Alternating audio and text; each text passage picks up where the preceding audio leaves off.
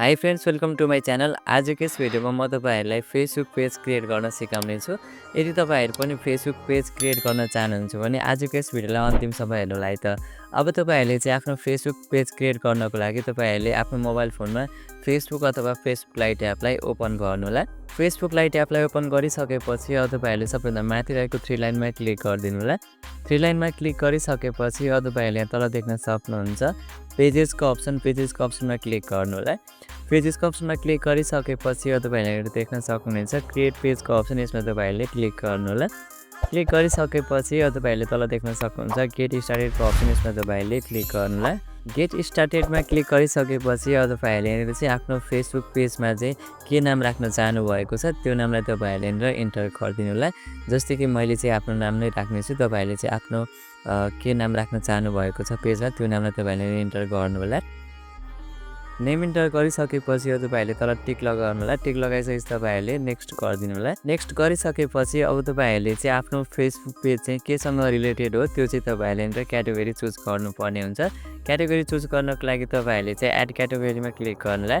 Add क्याटेगोरीमा click गरिसकेपछि अब तपाईँहरूले चाहिँ आफ्नो फेसबुक पेजको चाहिँ क्याटेगोरीलाई चुज गर्नुपर्ने हुन्छ। तपाईँहरूले जस्ट डिजिटल क्रिएटरलाई युज गर्न सक्नुहुन्छ। मैले पनि डिजिटल क्रिएटरलाई नै युज गर्छु। युज गरिसकेपछि तपाईँहरूले यहाँबाट अरू कुनै पनि क्याटेगोरीहरूलाई चुज पनि गर्न सक्नुहुन्छ। मैले चाहिँ अहिलेको लागि एउटा मात्रै चुज गरेँ। चुज गरिसकेपछि तपाईँहरूले तल नेक्स्टमा क्लिक गरिदिनु होला। नेक्स्टमा क्लिक गरिसकेपछि अब चाहिँ तपाईँहरूले आफ्नो वेबसाइटलाई इन्टर गर्नुपर्ने हुन्छ। यदि तपाईँहरूसँग चाहिँ आफ्नो वेबसाइट छ भने तपाईँहरूले वेबसाइटको लिङ्कलाई इन्टर गरिदिनु होला। यदि छैन भने तपाईँहरूले माथिपट्टि स्किपमा क्लिक गरिदिनु होला। स्किप गरिसकेपछि अब तपाईँहरूले यहाँनिर चाहिँ आफ्नो फेसबुक पेजको ब्यानर र प्रोफाइल पिक्चर राख्नुपर्ने हुन्छ। जस्ट तपाईँहरूले चाहिँ आफ्नो ब्यानर र प्रोफाइल पिक्चरलाई राख्नु होला। मैले चाहिँ जस्ट अहिलेको लागि स्किप गरिदिएको छु। स्किप गरिसकेपछि अब तपाईँहरूले देख्न सक्नुहुन्छ हाम्रो चाहिँ फेसबुक पेज रेडी भइसकेको छ। अब तपाईँहरूले यहाँबाट जस्ट ब्याक हुनु होला। ब्याक भइसकेपछि तपाईँहरूले देख्न सक्नुहुन्छ हाम्रो फेसबुक पेज चाहिँ यसरी यहाँनिर सो भइरहेको छ। अब तपाईँहरूले चाहिँ आफ्नो फेसबुक पेजमा चाहिँ फोन नम्बरहरू एड गर्नको लागि तपाईँहरूले जस्ट माथि 3 लाइनमा क्लिक गर्नु होला। 3 लाइनमा क्लिक गरिसकेपछि अब तपाईँहरूले चाहिँ आफ्नो फेसबुक पेजको नेममा क्लिक गर्नु होला।